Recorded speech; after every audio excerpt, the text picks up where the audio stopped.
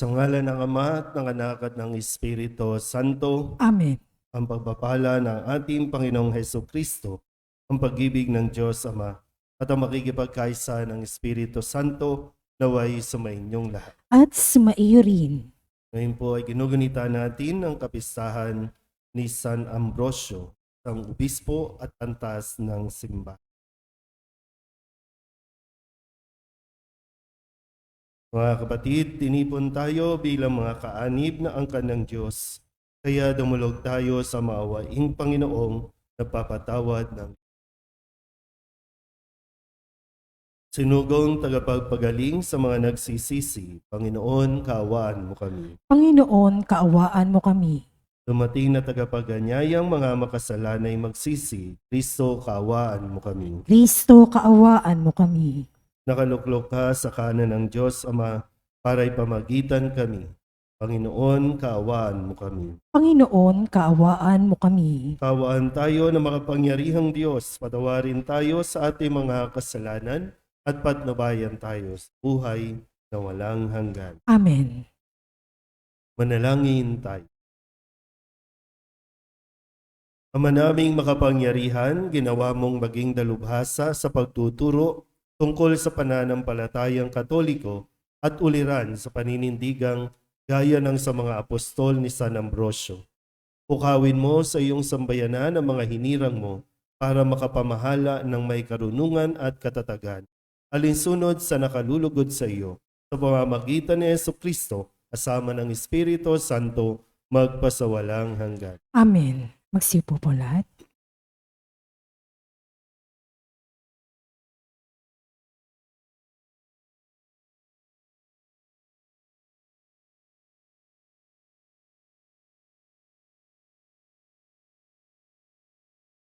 Pagbasa mula sa aklat ni Propeta Isaías. Sa araw na iyo'y ganito ang aawitin sa Huda. Matatag ang ating lungsod, hindi tayo maaano. Matibay ang muog, kaya ang bukas ang mga pintuan, upang makapasok ang bayang matapat. Binibigyan mo ng lubos na kapayapaan ang mga taong matapat na tumatalima at nagtitiwala sa iyo. Magtiwala kayong lagi sa Panginoon, pagkat siya ang kublihang walang hanggan. Ibinababa niya ang mga palalo, lungsod mang matatag ay ibinabagsak, pati muog ay winawasak, hanggang sa maging tapakan ng mga taong hamak at tuntungan ng mga mahirap. Ang salita ng Diyos. Salamat sa Diyos. Salmang tugunan ang ating pong itutugon. Pinagpalang dumarating sa ngalan ng puon natin. Ulitin po natin. Pinagpalang dumarating sa ngalan ng puon natin. O pasalamatan ang Panginoong Diyos pagkat siya'y mabuti. Ang kanyang pag-ibig ay napakatatag at mananatili.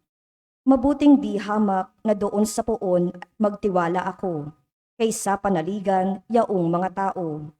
Higit ngang mabuting ang pagtitiwala sa puon ibigay, kaysa pamunuan ang ating asahan. Tugon. Pinagpalang dumarating sa ngalan ng puon natin.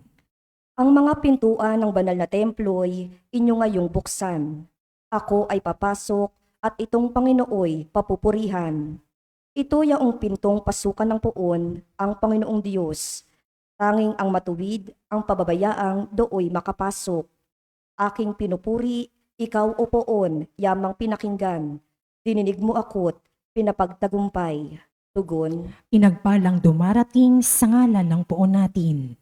Kami ay iligtas, tubusin mo poon, kami ay iligtas. At pagtanggumpayin sa layunit hangad. Ang pumaparito sa ngalan ng puon ay pagpapalain.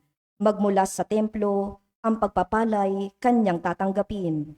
Ang puon, ang Diyos. Tugon. Pinagpalang dumarating sa ngalan ng puon natin. Magsitayo po lahat.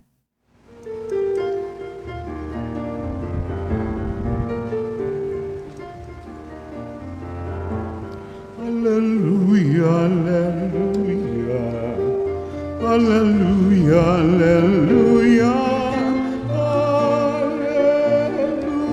hallelujah, hallelujah.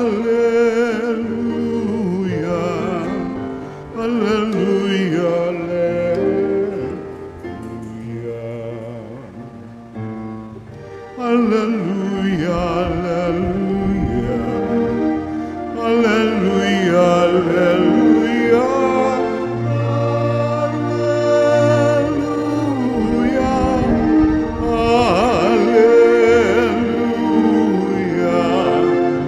Hallelujah. Hallelujah.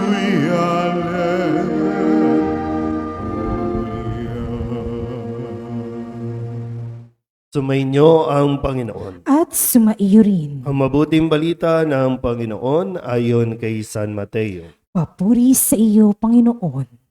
Noong panahong iyon, sinabi ni Jesus sa kanyang mga alagad, "Hindi lahat ng tumatawag sa akin, Panginoon, Panginoon, ay papasok sa kaharian ng langit, kundi yaon lamang sumusunod sa kalooban ng aking amang nasa langit. Kaya't ang bawat nakikinig at nagsasagawa ng mga salita kong ito ay matutulad sa isang taong matalino na nagtayo ng kanyang bahay sa ibabaw ng bato. Umulan ng malakas, bumaha, at binayo ng malakas na hangin ng bahay na iyon. Ngunit hindi nagiba sapagkat nakatayo sa ibabaw ng bato. Ang bawat nakikinig ng aking mga salita at hindi nagsasagawa nito ay matutulad sa isang taong hangal na nagtayo ng kanyang bahay sa buhanginan. Umulan ng malakas, bumaha, at binayo ng malakas na hangin ng bahay. Bumagsak ang bahay na iyon at lubusang nawasak." Ang mabuting balita ng Panginoon. Pinupuri ka namin, Panginoong Heso Kristo. Isang mapagpalang umaga po sa inyong lahat. Ngayon po ay Huwebes, sa unang linggo ng panahon ng pagdating at atin pong inugunita ang kapistahan ng isang obispo, ng isang pantas ng simbahan, si Saint Ambrose. Sa atin pong narinig na pahayag mula sa Ebanghelyo ni San Mateo, hindi lahat ng tumatawag ng Panginoon, Panginoon, ay makakapasok sa langit. Hindi automatic yung tumatawag o yung nagdarasal ay makakapasok sa langit. Katulad din yan ng hindi lahat ng nagsisimba ay makakapasok sa langit. Lagi ko rin tinatanong, gusto nyo bang pumasok ng langit? Tayo din mismo, ayaw natin. Tinatanggihan natin lagi ang alok, ang imbitasyon na tayo po ay pumasok sa langit.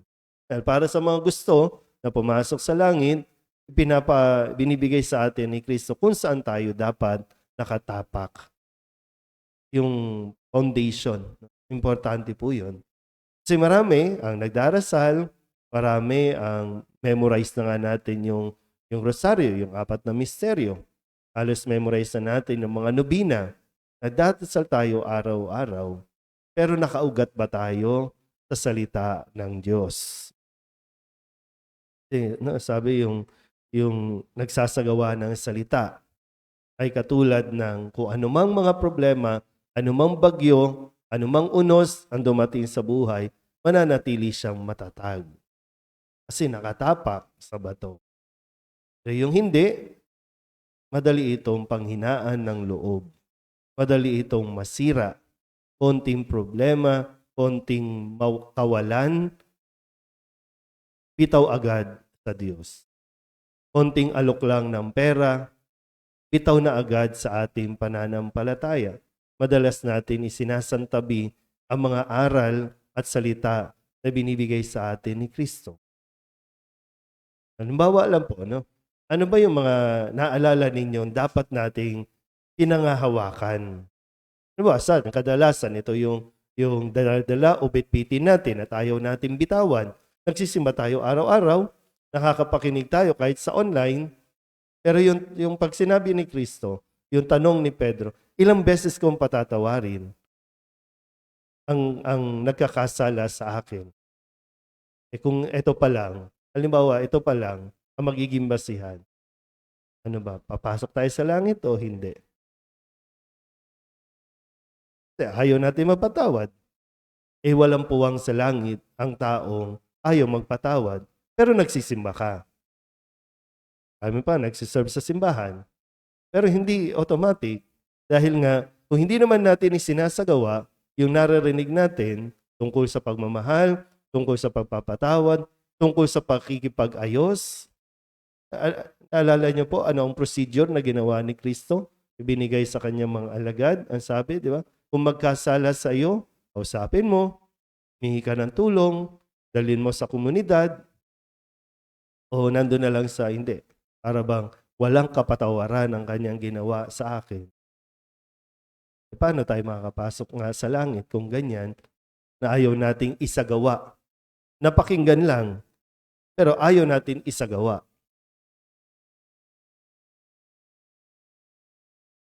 Isip na mabuti. Sa panahon tayo ng Adbyento, pinaghahanda tayo. At alam niyo naman kung ano yung mangyayari. Ang pagdating ni Kristo, ang kanyang muling pagdating, nangyayari minsan sa bawat isa sa atin, sa buhay natin. Babalik at babalik siya. Yun naman ang sinabi, di ba? Babalik at babalik siya at kukunin tayo. Kukunin tayo, pero hindi ibig sabihin makakapasok tayo sa langit. Kukunin tayo para hatulan niya tayo. Para ibigay kung saan tayo.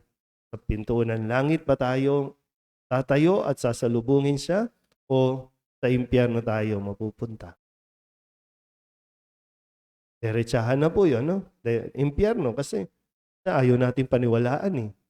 Yung impyerno, totoong may impyerno. At posibleng doon tayo mapunta kung magmamatigas tayo at magbibingi-bingihan sa mga salitang naririnig at ibinibigay sa atin araw-araw sa misa. Inaasahan pala sa atin, lalo tigit, no? Mataas ang inaasahan sa ating mga nakakapagsimba kaysa sa mga tamad magsimba, ayaw magsimba, mga taong simbahan. Ilan sa mga taong simbahan ang hindi makakapasok sa langit. Pero naghahanda po ang Diyos. No?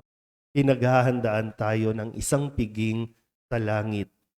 Sana makadulog tayo, sana makasali tayo sa hapag na inihahanda ng Diyos para sa mga taong mananatiling matatag, mananatiling nagsasagawa ng kanyang mga salita. Amen?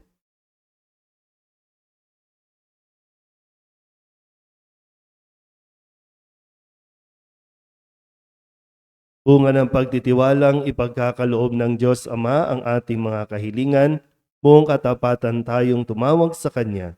Panginoon, dinggin mo ang aming panalangin. Panginoon, dinggin mo ang aming panalangin.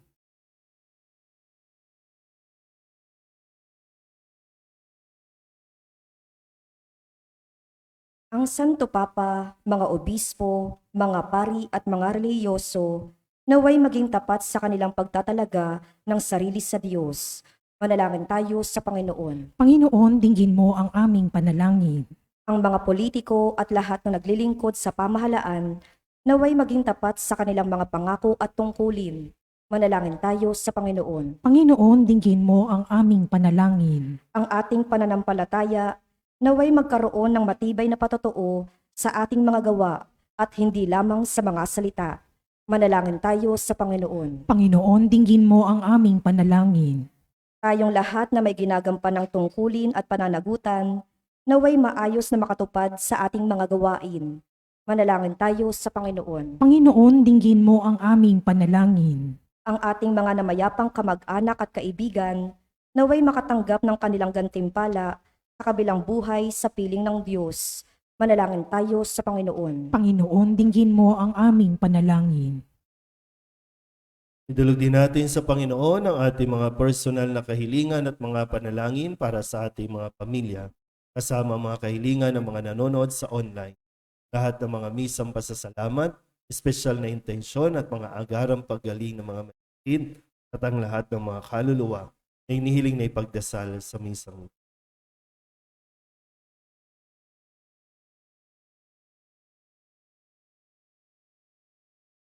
Ang lahat ng ito iniling namin sa ngalan ni Kristo, ang aming Panginoon. Amen. Magsiupo po lahat.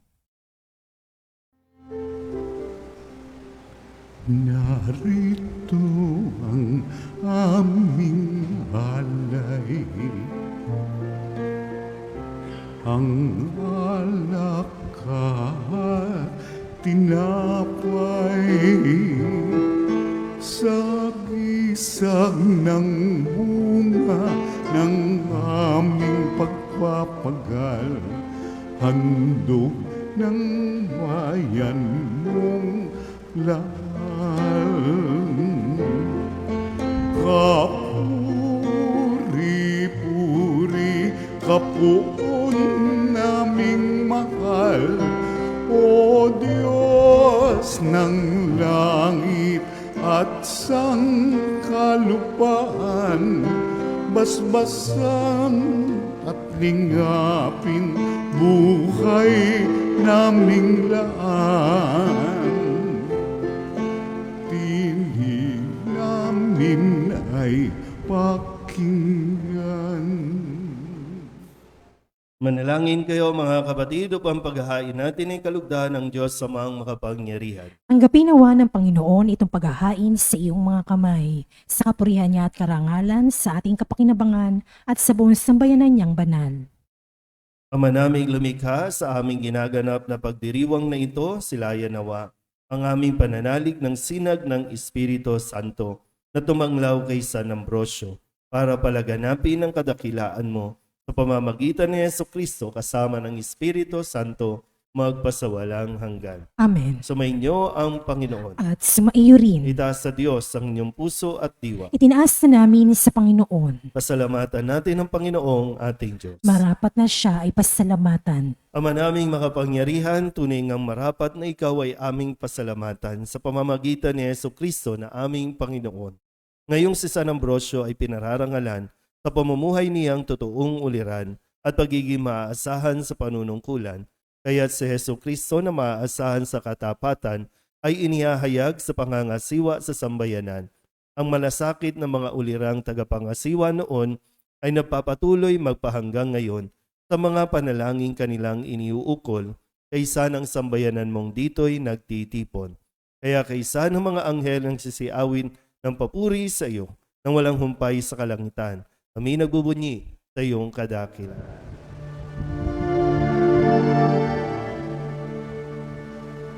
Santo, Santo, Santong Panginoong Diyos na makapangyarihan, napupuno ang langit at lupa ng kalwalhatian mo. Hosana sa kaitaasan, pinagpalang na paririto sa ngalan ng Panginoon. Hosana sa kaitaasan. Ama naming banal, ikaw ang bukal ng tanang kabanalan. Kaya't sa pamamagitan ng iyong Espiritu, gawin mong banal ang mga kaloob na ito upang para sa aming maging katawan at dugo ng aming Panginoong Heso Kristo. Bago niya pinagtiis ang kusang loob na maging handog, hinawakan niya ang tinapay, minasalamatan kaniya, pinaghati-hati niya iyon, iniabot sa kanyang mga alagad at sinabi, "Tanggapin ninyong lahat ito at kanin, ito ang aking katawan na ihahandog para sa inyo."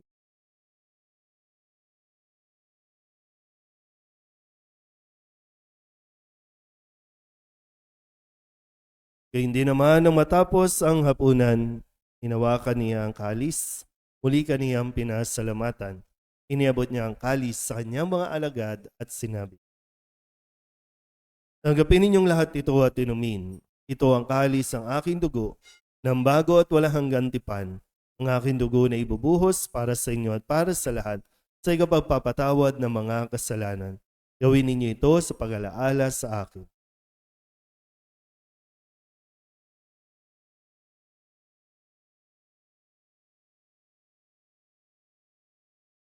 Ipagbunyi natin ang misteryo ng pananampalataya. Si Kristo'y namatay, si Kristo'y nabuhay, si Kristo'y babalik sa wakas ng panahon. Ama, ginagawa namin ngayon ang pag-alaala sa pagkamatay at muling pagkabuhay ng iyong anak, kaya tiniaalay namin sa iyo ang tinapay na nagbibigay buhay at ang kalis na nagkakaloob ng kaligtasan. Kami napapasalamat dahil kami iyong minarapan na tumayo sa harap mo para maglingkod sa iyo. Isinasamo namin kami magsasalo-salo sa katawan at dugo ni Kristo ay mabuklod sa pagkakaisa sa pamamagitan ng Espiritu Santo. Ama, lingapin mo ang iyong simbahang laganap sa buong daigdig. Puspusin mo kami sa pag-ibig kay San ni Francisco na aming Papa at ni Jose na aming Obispo at ng Tanang Kaparian. Alalahanin mo rin ang mga kapatid namin na himlay na may pag-asang sila'y muling mabubuhay, gayon din ang lahat ng mga pumanaw. Awaan mo sila at patuloyin sa iyong kaliwanagan. Awaan mo at pagindapating kaming lahat na makasalo sa iyong buhay na walang wakas. Kay sana mahal na Birhen Maria na ina ng Diyos, ng kabiyak ng puso niyang si San Jose, kay sana mga apostol at ng lahat ng mga banal na namuhay dito sa daigdig ng kalugod-lugod sa iyo. May pagdiwang nawa namin ng pagpupuri sa ikararangal mo sa pamamagitan ng iyong anak na aming Panginoong Hesus Kristo. Sa pamamagitan ni Kristo, kasama niya at sa Kanya, ang lahat ng parangal at papuri ay sa iyo, Diyos amang makapangyarihan, kasama ng Espiritu Santo, magpasawalang hanggan. Amen. Amen. Amen.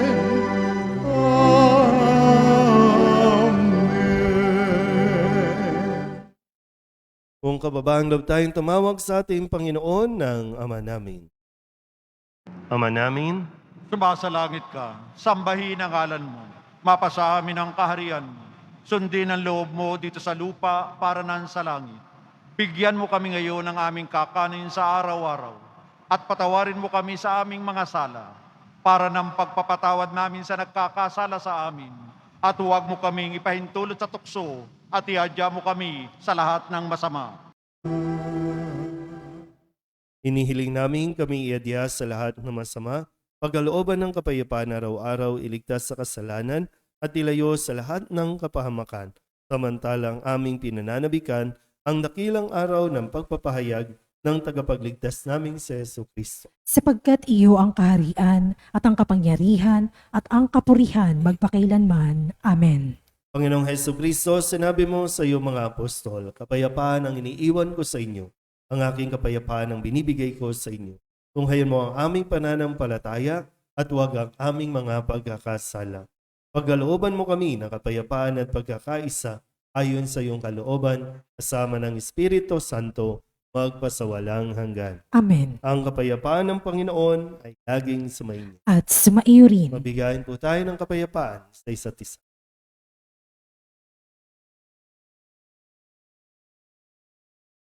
Kordero ng Diyos na nag-aalis sa mga kasalanan ng sanlibutan, maawa ka sa amin. Kordero ng Diyos na nag-aalis sa mga kasalanan ng sanlibutan, maawa ka sa amin. Kordero ng Diyos na nag-aalis sa mga kasalanan ng sanlibutan, ipagkaloob mo sa amin ang kapayapaan. Magsiluhod po ang lahat.